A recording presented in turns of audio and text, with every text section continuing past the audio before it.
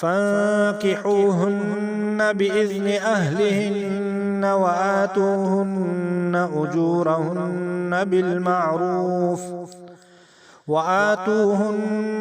أجورهن بالمعروف محصنات غير مسافحات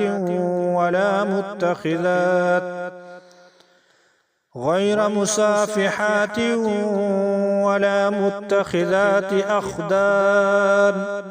فإذا أحصن فإن أتين بفاحشة فعليهن نصف